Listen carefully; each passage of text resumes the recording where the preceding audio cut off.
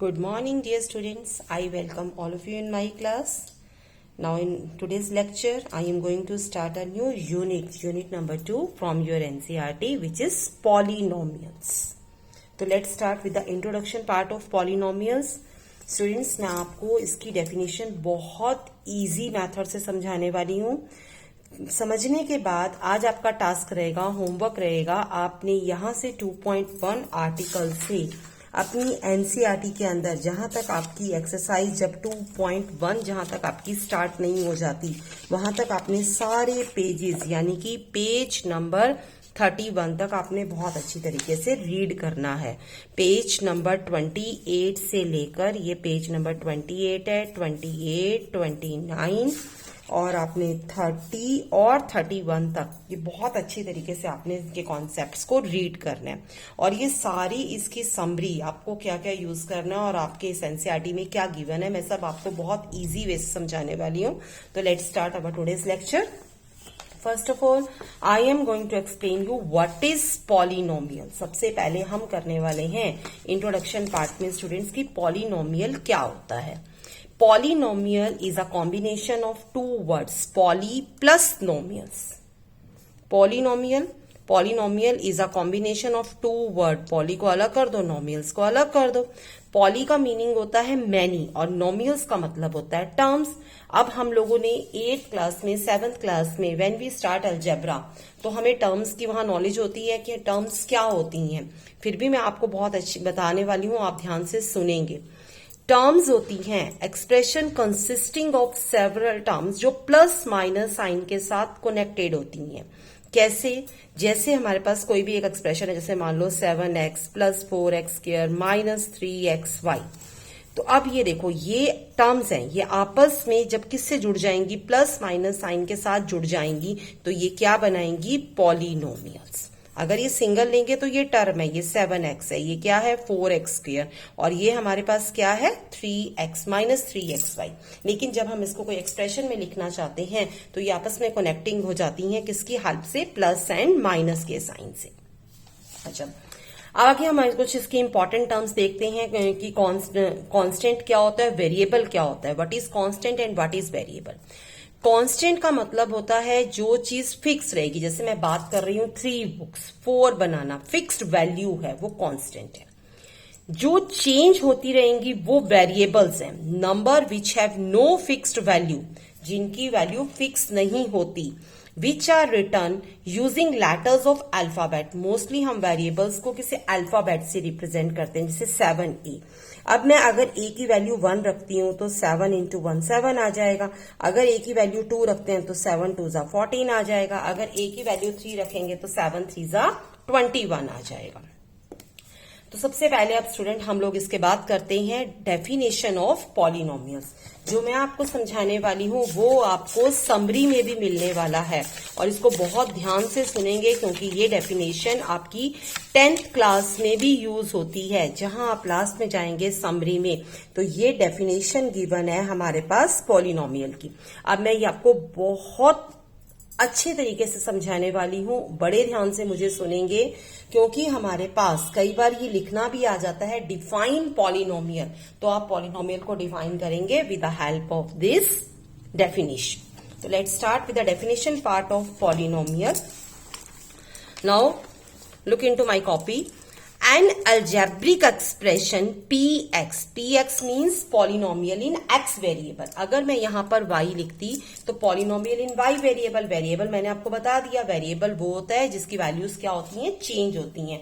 और वेरिएबल्स को हम अल्फाबेट से रिप्रेजेंट करते हैं. कोई भी अल्फाबेट ले सकते हैं. हम जो भी अल्फाबेट लेते हैं वो यहां पर p के साथ लिखते हैं polynomial. px of the form px, p for polynomial, is equal to a0 plus a1x plus a2x2 plus dash dash a and xn.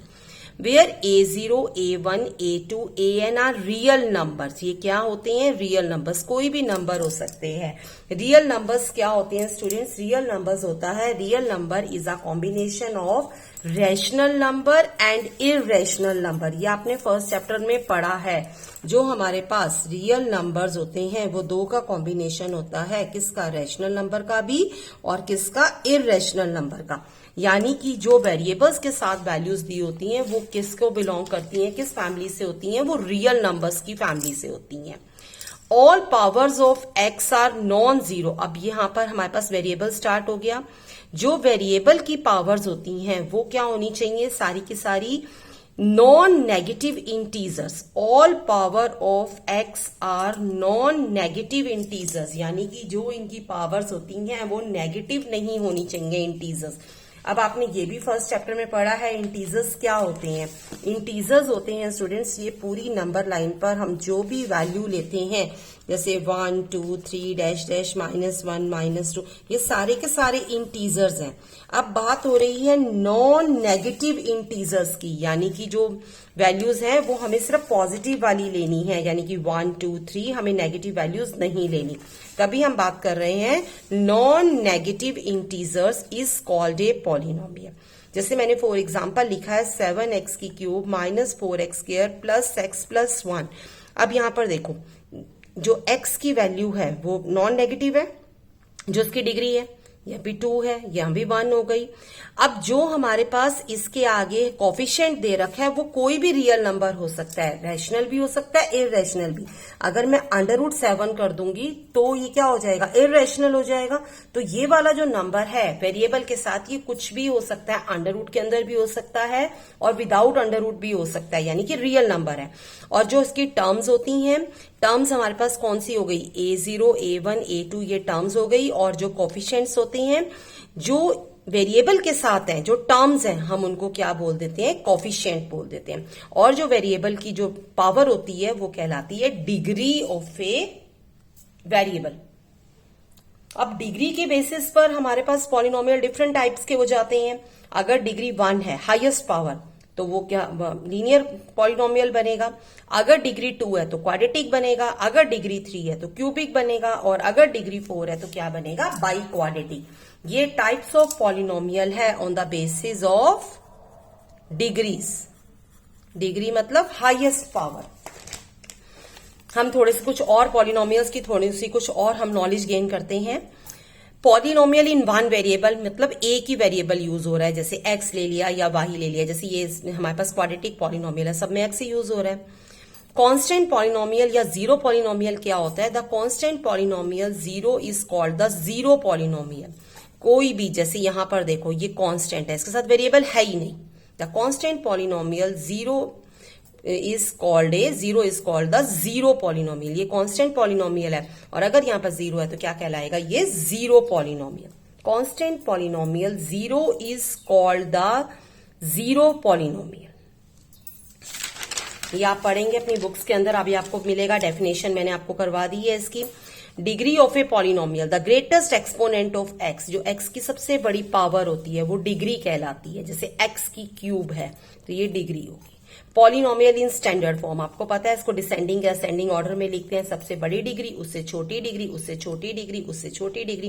जैसे कोई भी एक पॉलिनोमियल दे रखा है, अगर मुझे इसे स्टैंडर्ड फॉर्म में लिखना है तो सबसे बड़ी डिग्री, उससे छोटी डिग्री, उससे छोटी डिग्री, उससे छोटी डिग्री के अकॉर्डिंग जब मैं अरेंज करूंगी, whether it is in the standing form, descending order, और वेदर इन द असेंडिंग, किसी भी फॉर्म में कर सकते हैं, तो वो क्या कहलाती है? Standard form of polynomial. Classification of polynomial in 3 ways होता है, by coefficient, by number of terms और बाय डिग्रीज। डिग्रीज वाला मैंने भी आपको एक्सप्लेन कर दिया कि अगर डिग्री 1 है तो लीनियर है, 2 है तो क्वाड्रेटिक है और 3 है तो क्यूबिक है। अब इसी तरीके से अगर हमारे पास कोफिशिएंट्स के अकॉर्डिंग हम लेते हैं, तो अगर हमारे पास ये सारे के सारे इंटीजर्स हैं तो इंटीजर पॉलिनोमियल है। और अगर रेशनल नंबर यूज हो रहा है तो रेशनल पॉलिनोमियल है। अगर रियल नंबर यूज हो रहा है, रियल नंबर अभी मैंने आपको एक्सप्लेन किया है कि ये क्या होता है, ये rational number plus irrational number का कॉम्बिनेशन होता है। तो अंडर रूट वाले नंबर आ जाएंगे तो वो क्या कहलाएगा? Real polynomial. टर्म्स के अकॉर्डिंग अगर 1 टर्म है, सिंगल टर्म है तो मोनोमियल, अगर 2 टर्म्स हैं तो बाइनोमियल, और अगर 3 टर्म्स हैं तो ट्राइनोमियल। और simply having more than 3 terms है तो हम उसको क्या बोल सकते हैं, पॉलिनोमियल्स। पॉलिनोमियल्स तो हम इनको भी बोल सकते हैं, लेकिन इनको हम पर्टिकुलर इनके नाम से भी बुला सकते हैं। अगर 1 टर्म है तो मोनोमियल, 2 टर्म्स है तो बाइनोमियल और 3 टर्म्स है तो ट्राइनोमियल। तो स्टूडेंट्स ये बेसिक कॉन्सेप्ट्स हैं पॉलिनोमियल्स के, जो मैंने आपको आपकी बुक में से बहुत अच्छी तरीके से एक्सप्लेन कर दिए हैं। आप इसको एक बार वीडियो को अच्छी तरीके से वॉच करेंगे और अपनी एनसीईआरटी के जो मैंने आपको 3 पेजेस बोले हैं आज रीड करने के लिए, आप उनको बहुत अच्छी तरीके से रीड करेंगे। अब रीड करने के बाद जो ये 2.1 एक्सरसाइज है, ये सारी की सारी हमारे पास 1 मार्क्स एक्सरसाइज रहेगी और ये आज आपका होमवर्क रहेगा। आप इसको ट्राई करेंगे। नेक्स्ट वीडियो में आई विल डिस्कस 2.1 एक्सरसाइज। और आप में से स्टूडेंट जो भी फर्स्ट टाइम आज क्लास ज्वाइन कर रहे हैं, तो स्टूडेंट्स आप मेरे चैनल पर जाकर आप प्रीवियस सारे वीडियोस वहां से देख सकते हैं और अपनी नॉलेज को इनहांस कर सकते हैं। Students, maths is a very easy subject but it needs a lot of practice from your side. तो कोई भी आपने वीडियो मिस नहीं करना, क्योंकि हर वीडियो में कोई ना कोई बेसिक कॉन्सेप्ट मैं आपका क्लियर करती हूँ जो आपके लिए फ्यूचर में बहुत यूजफुल होने वाला है। और जो भी फर्स्ट टाइम आज जुड़ रहे हैं क्लास के साथ, subscribe my channel and always stay with me connected. Thanks. Have a nice day.